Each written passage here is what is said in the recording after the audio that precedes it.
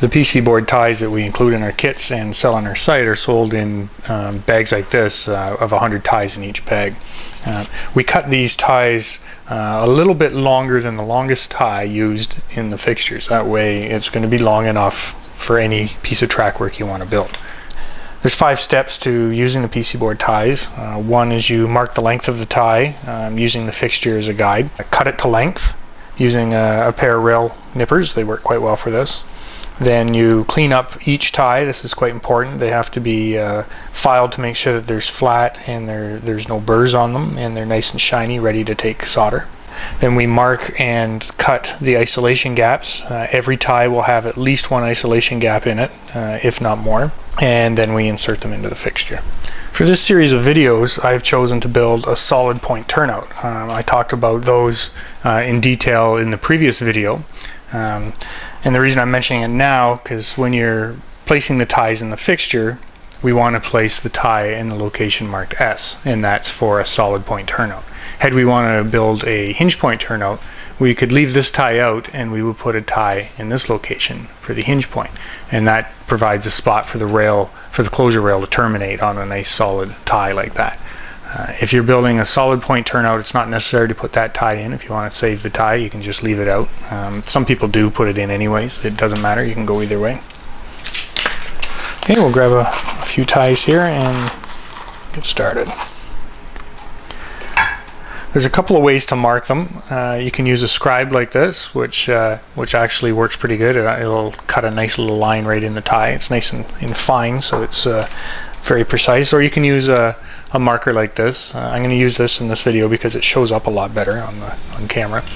So we just take the PC board tie and set it either in the pocket or next to the pocket, and then just mark where the end of the pocket is, like that. And using a set of rail cutters, we just nip it to length, like that, and just discard the excess piece. And we'll just check and see if it fits in the fixture, which it does. This is where a scribe comes in handy, actually, is to pop them back out of the fixture, because they can get down in there. You can also use a knife blade, like an X-Acto knife blade. The process we use to cut the ties is to stamp them on a die. And this will actually leave a tie that has one good side and one not so good side. Either side can be used, but for the best results, it's nice to use the side that's nice and flat like this. If you look underneath, you can see that there's a bit of a radius on one side, and there's also a lot of times there'll be a little burr like this hanging off. Now, it's quite important that we remove that burr, because it can actually interfere with the turnout and cause some shorts. So I use the same file we use for filing our points, and I just knock off anything that's loose on the bottom side of the tie. And I've gotten in the habit of doing this on every tie, and that just ensures that you're going to get trouble-free operation. So this is the side that we want up, because it's the flatter of the two sides. When we cut the tie to length with the rail nippers, it has a tendency of leaving a bit of a burr on the tie, like that, and this will prevent it from sitting flat in the fixture. So it's important that we knock that off. And what I do is I just file across the whole top surface of the tie like that, and that does a couple of things. One, it's taking those burrs off, and two, it's making the surface nice and shiny, and that'll prepare it for soldering very well. And I do that to the top and the bottom of the tie. 1 or 2 passes, that's it. And then I also like to knock the edge of the tie off like that, just to clean it up. Takes any of the fuzz that's on there left over from the stamping process. So that leaves us with a nice clean tie that's prepped and ready to work with. So this is ready to drop in the fixture. You can see that fits in there quite nicely. So next we need to mark the isolation gaps on this tie. Like I mentioned earlier, there'll be at least one isolation gap on every tie, possibly more. When we solder rail onto these ties on either side, this would create a dead short unless we actually cut a little slot in the copper foil that's on the top of the tie. And that's what we're going to do now. On the DVD that was included with your fixture and also on our website, we have a complete library of full-size drawings of the turnouts that can be produced in our fixtures, and these are quite useful for for track planning, but the main purpose of these is to show you where those isolation gaps have to be cut on the ties, and you can see them quite clearly right here on the drawing. They're nice wide gaps. So we want to make sure that we put these gaps on the ties at these locations. Doing so will ensure that our turnout is electrically isolated and is DC or DCC friendly. So you can use this as a guide. We're doing the top tie in the fixture here, so we can see on here we have 3 gaps, one between the rails on each side and one between the frog points. So I'm just going to mark the locations on the tie, just a quick scribe like this, one here, and one here. I'll pop that out, and we're going to cut those gaps using a small triangle file. I found the best way to cut the gaps is to use one of these little triangle files. The edge on here is nice and sharp and does a really good job of cutting through the copper and leaving a nice fine gap on the tie.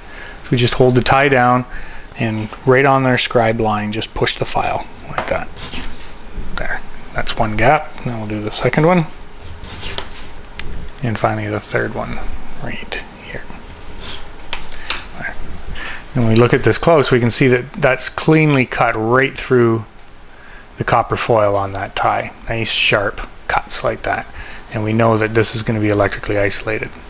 Now if you want to be double sure that this is electrically isolated, you can check it with a continuity meter and just make sure that there's no way that electricity can pass between any of these surfaces.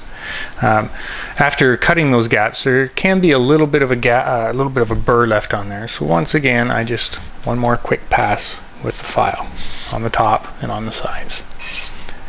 So now this can go back into the fixture in its final location, and that's one tie ready to go. Now I'm just going to continue on and work my way through the rest of this fixture, cutting the ties to length and dropping them in. Now I couldn't do a video on cutting and placing ties in the fixture without mentioning this tool here. This is what we call our TieBreaker tool, and this makes the job of cutting these to length much faster. I'll show you how this tool works. You just grab some PC board ties, you drop them in the tool. There's one tie per pocket in the top of the tool like this, and you can see that they're all the way in the tool when they show up down in the bottom here. Okay, now we have all the ties in the tool, and we simply take our rail cutters and cut them off flush with the top of the tool like this. We nip these off all the way down. And then I like to take a file and just quick clean across the top like this. Now when we open this tool up, there's all our PC board ties cut to length, ready to drop in the fixture, and these are an exact match to the fixture you're working with. So this one here is a number 6. The ties will just drop right into the fixture all the way down like that. Very handy.